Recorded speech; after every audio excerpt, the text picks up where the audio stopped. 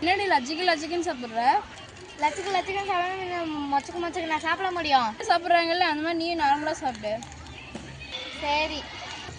அது உங்ககிட்ட ஒரு கடிதம் சொல்லட்டுமா? சொல்லு.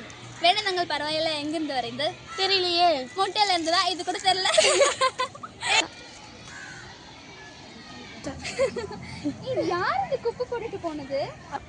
அதுவும் அவங்க தான். தர்ஷினி, தீபிகா வாங்க. எங்க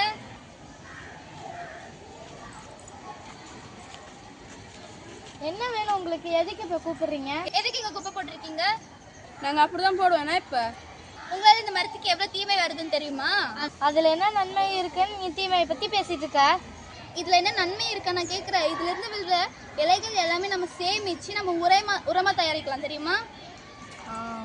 இதுல இருக்க தீமை என்னன்னு தெரியுமா? நீங்க போட்ட இந்த பிளாஸ்டிக்கால மழை வரும்போது அதை அடைச்சிட்டு அது தண்ணி உள்ள போகாம இதுக்கு தண்ணீர் பற்றாக்குறை வரும். அது மட்டும் இல்லாம இப்ப நம்ம அரசாங்கத்துல இதுக்காக ஒரு திட்ட கழிவு திட்டத்தை அறிமுகப்படுத்தியிருக்காங்க. அதன் மூலம் வந்து மக்கும் குப்பை எல்லாமே உரமாகவும் மக்காத குப்பை எல்லாமே சாலை போடுறதுக்கு பயன்படுத்திட்டு இருக்காங்க.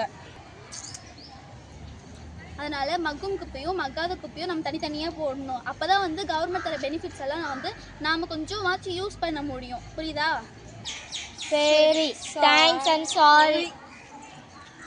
ஏய், எங்க இந்த குப்பை எடுக்காம போறீங்க?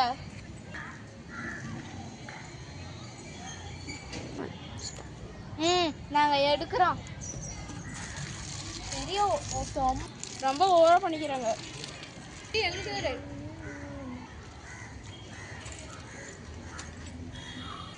எதுக்கு இதுல போட்ட பிளாஸ்டிக் எடுத்து மக்காத குப்பையில போடு.